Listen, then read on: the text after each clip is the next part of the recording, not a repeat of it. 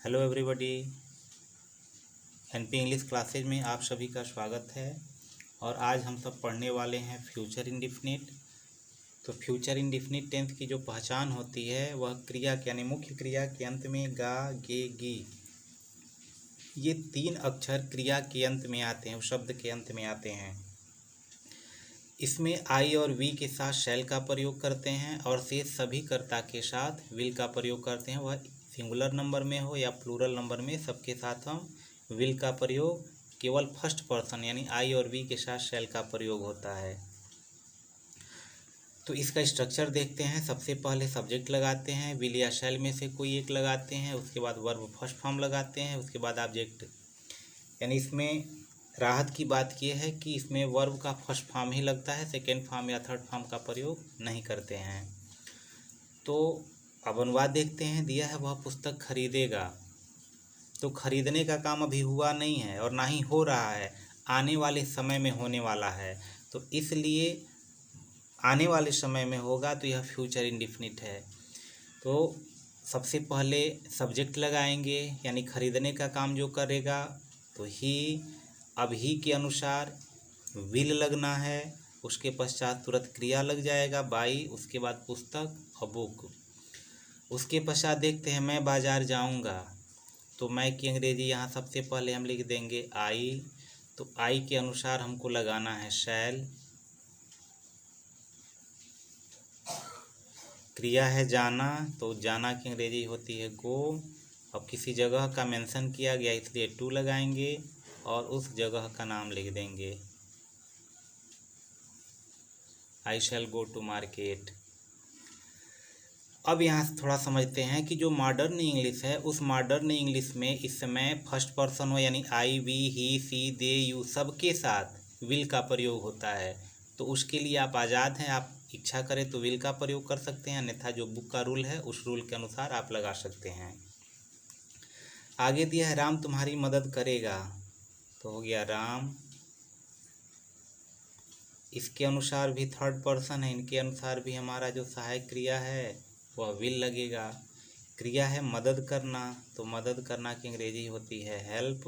अब तुम्हारी मदद करेगा, तो यू का ऑब्जेक्टिव केस लिखेंगे, तो हो जाएगा यू। तुम सत्य बोलोगे, तो तुम की अंग्रेजी होती है यू। क्रिया है बोलना, तो यू के अनुसार पहले हमको विल या शैल में से लगाना है, तो यहाँ लग गया विल। अब क्रिया है बोलना, तो सत्य के साथ बोलना की अंग्रेजी स्पीक लगती है, और झूठ होता है तो उसके अनुसार उसके साथ टेल का प्रयोग करते हैं, तो यहाँ स्पीक का प्रयोग करेंगे, you will speak the truth. आगे अध्यापक अंग्रेजी नहीं पढ़ाएंगे। अब आ गया नेगेटिव, तो नेगेटिव का भी रूल यही, जैसे सब्जेक्ट है विल शैल है, इसके तुरंत बाद हमको नॉट लगा देना होता है, फिर जो जैसे रूल है वैसे ही होगा। कि अध्यापक अंग्रेजी नहीं पढ़ाएंगे, तो अध्यापक की अंग्रेजी हो गई टीचर। इसके साथ हमारी सहायक क्रिया लग जाएगा विल। उसके बाद नेगेटिव है तो सहायक क्रिया के यानी किसी भी टेंस में सहायक क्रिया के तुरंत बाद नॉट लग जाता है, तो टीचर विल नॉट। उसके बाद तुरंत हमारा क्रिया है पढ़ाना, तो टीच। उसके बाद ऑब्जेक्ट है अंग्रेजी, तो अंग्रेजी की स्पेलिंग जो होती है वह लिख देंगे, the teacher will not teach English. अगला सेंटेंस है तुम्हारे माता पिता तुम्हें मेला नहीं ले जाएंगे, तो तुम्हारे माता पिता, सब्जेक्ट का कार्य तुम्हारे माता पिता कर रहे हैं, तो तुम्हारे माता पिता की अंग्रेजी हो गई योर पेरेंट्स। इनके अनुसार जो हेल्पिंग वर्ब का प्रयोग करना है वह भी हो जाएगा विल। नेगेटिव में है तो इसके तुरंत बाद हो जाएगा नॉट। क्रिया है ले जाना, तो ले जाना का कैरी, लेकिन यहाँ पे हो जाता है take, your parents will not take तुम्हें, तो यू का ऑब्जेक्टिव केस जो होता है वह लिख देंगे। अब कहाँ नहीं ले जाएंगे, तो मेला, तो your parents will not take you to circus, sorry मेला है मेला, तो फेयर। तो इस तरह से आप अधिक से अधिक अपने सेंटेंस का प्रयोग करके आप इसे आसानी से बना सकते हैं। जैसे इसी में हो जाता है कि वह पुस्तक खरीदेगा, अगर इसी को कह दिया गया कि वह पुस्तक अवश्य खरीदेगा, तो जब अवश्य आ जाता है, निश्चितता हो जाती है, तो वहाँ विल की जगह शैल का प्रयोग करते हैं। यानी जो आई और वी है, आई वी के साथ जो शैल का प्रयोग कर रहे हैं, जहाँ पर एकदम निश्चित हो जाता है, अवश्य हो जाता है, वहाँ पर वह विल हो जाता है। और जो शेषकर्ता के साथ हम विल का प्रयोग कर रहे हैं, वहाँ पर शैल का प्रयोग कर देते हैं। तो उसी तरह अगर हो जाएगा वह पुस्तक अवश्य खरीदेगा, तो ही शैल बाई अ बुक। मैं बाज़ार अवश्य जाऊंगा, तो I will go to market. अवश्य की अंग्रेजी नहीं लगानी है, केवल हेल्पिंग वर्ब परिवर्तित हो जाते हैं। अब हम पढ़ते हैं इंट्रोगेटिव सेंटेंस। तो इंट्रोगेटिव सेंटेंस का ऐसे वाक्य जिनका हम आंसर एस और नो से देते हैं, उनका हम अनुवाद करते हैं। तो सबसे पहले हम विल या शैल का प्रयोग करेंगे सब्जेक्ट के अनुसार, उसके पश्चात सब्जेक्ट लगाएंगे, नेगेटिव में होगा तो नॉट लगाएंगे, फिर वर्ब का फर्स्ट फॉर्म लगाते हैं, फिर ऑब्जेक्ट लगाते हैं। जैसे है, क्या तुम कार से दिल्ली जाओगे, तो तुम। तो अब तुम के अनुसार जो लगना है सहायक क्रिया, वही यहाँ पर पहले लग जाएगा, तो विल यू। उसके बाद नेगेटिव है नहीं, वर्ब का फर्स्ट फॉर्म, तो जाना की अंग्रेजी होती है गो। अब कहाँ जाओगे, तो दिल्ली जाओगे, टू दिल्ली। उसके बाद दिया है कार से, तो कार से की अंग्रेजी हो जाएगी बाई और कार। क्योंकि कि एक साधन से एक जगह से दूसरे जगह व्यक्ति यात्रा करता है, तो वहाँ पर से की अंग्रेजी बाई का प्रयोग करेंगे। अगला है, क्या हम सब आज मैच खेलेंगे, तो हम सब की अंग्रेजी हो गई वी। तो वी के साथ सहायक क्रिया जो लगता है वह शैल लगता है। हम विल भी लगा सकते हैं, जैसा कि मॉडर्न इंग्लिश है, तो जैसा कि रूल है उसके हिसाब से लगाते हैं, तो शैल वी। उसके बाद नेगेटिव है नहीं, क्रिया है खेलना, तो खेलना की अंग्रेजी जो होती है वह हम लिख देंगे, तो प्ले होता है, तो शैल वी प्ले। तो क्या खेलेंगे, मैच खेलेंगे, तो मैच। आज खेलेंगे, तो आज की अंग्रेजी हो गई टुडे, और अंत में क्वेश्चन मार्क जरूर लगाएंगे। अगला सेंटेंस है, क्या वह अपनी कार नहीं बेचेगा, तो फिर यहाँ पर वह, तो ही के अनुसार सहायक क्रिया जो लगना है वह हो जाएगा विल। नहीं है तो इंट्रोगेटिव सेंटेंस में सब्जेक्ट के तुरंत बाद नॉट लगता है, क्योंकि यहाँ सहायक क्रिया लगना है तो वह पहले आ गया, इसलिए नॉट जहाँ है वहीं रुक जाएगा।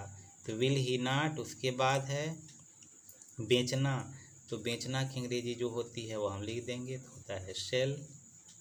अपनी कार, तो ही के लिए पॉसेसिव केस जो होता है हिज होता है, हम लिख देंगे कार। तो will he not sell his car, क्या वह अपनी कार नहीं बेचेगा। अगला है, क्या तुम्हारी मम्मी कल उपवास नहीं रखेंगी, तो तुम्हारी मम्मी सब्जेक्ट का कार्य कर रही हैं, तो इनके साथ भी हमको विल लगाना है, तो विल योर मदर। नेगेटिव में है तो नॉट लिख देंगे।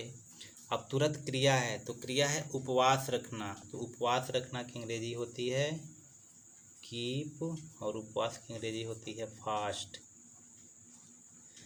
तो will your mother not keep fast. उसके बाद समय दिया है कल, यानी आने वाले समय में है, तो आने वाले कल की अंग्रेजी होती है टुमारो, और क्वेश्चन मार्क अंत में लगा देंगे। अगला सेंटेंस है, क्या सीता पत्र लिखेगी, तो इसके लिए भी सहायक क्रिया विल। सीता वर्ब का कार्य कर रहा है राइट। अब क्या लिखेगी, पत्र लिखेगी, और लेटर क्वेश्चन मार्क लिख देंगे।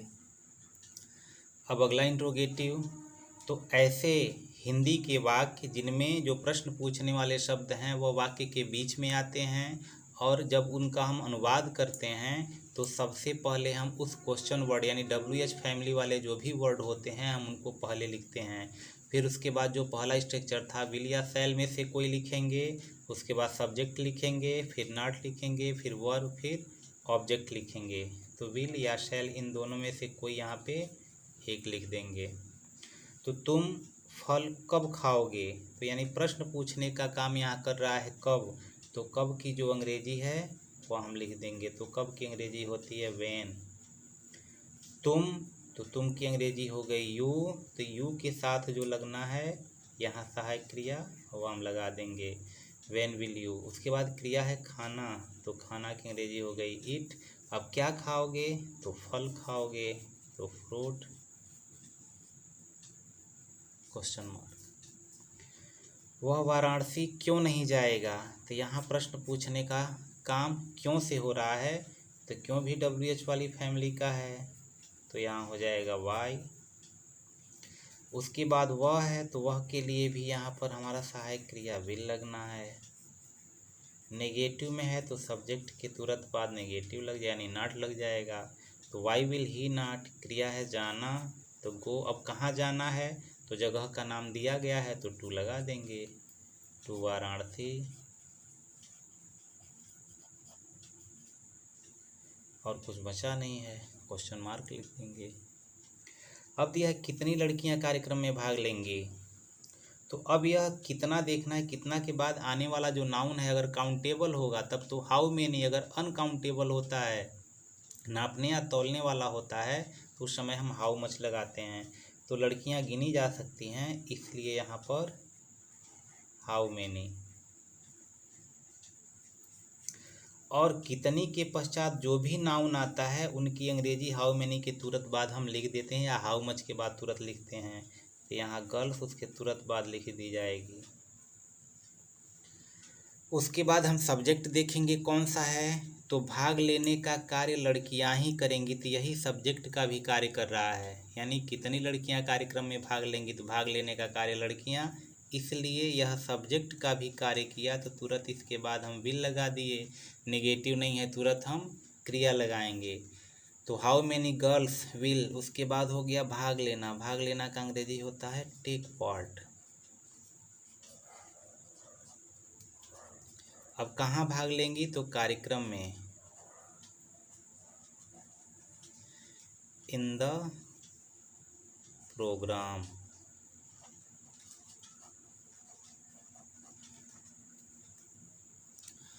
आगे दिया हमें व्याकरण कौन पढ़ाएगा, तो कौन की अंग्रेजी होती है हु। अब हम सब्जेक्ट देखेंगे, तो सब्जेक्ट भी यही है, पढ़ाने का जो कार्य करेगा वही सब्जेक्ट है। तो कौन पढ़ाएगा, तो यही सब्जेक्ट है। इसके पश्चात तुरंत सहायक क्रिया हम लगा देंगे। उसके बाद क्रिया है पढ़ाना, तो हु विल टीच। उसके बाद ऑब्जेक्ट है हमें और व्याकरण, तो पहले हमें लिख देते हैं, तो वी का ऑब्जेक्टिव केस अस। उसके बाद व्याकरण की अंग्रेजी लिख देंगे, तो ग्रामर और क्वेश्चन मार्क। अगला सेंटेंस है वह कौन सी पुस्तक पढ़ेगा, तो कौन सी के बाद एक नाउन आया हुआ है। तो उसी तरह जैसे कितनी लड़कियां, उसी तरह इसका भी अंग्रेजी एक ही साथ लगेगा। तो पूछा जा रहा है वह कौन सी, तो कौन सी पुस्तक, यह सब्जेक्ट का कार्य नहीं कर रहा है, सब्जेक्ट यहाँ वह है, तो इसलिए यहाँ विच लगना है, विच बुक। ये हो गया कौन सी पुस्तक, पढ़ने का काम वह करेगा, तो इसके अनुसार सहायक क्रिया हमारा हो जाएगा विल। उसके बाद हो जाएगा ही। अब यहाँ खरीदने का काम है, पढ़ने का काम नहीं है, तो वह कौन सी पुस्तक खरीदेगा, तो विच बुक विल ही। और खरीदने की अंग्रेजी जो होती है वह लिख दी जाएगी और क्वेश्चन मार्क लग जाएगा। तो इस तरह से आप अधिक से अधिक सेंटेंस का प्रयोग करके अनुवाद कर सकते हैं। बार बार इस वीडियो को देख करके अपने कन्फ्यूजन को दूर कर सकते हैं। फिर अगले वीडियो में मिलते हैं, तब तक के लिए take care, see you again, good bye.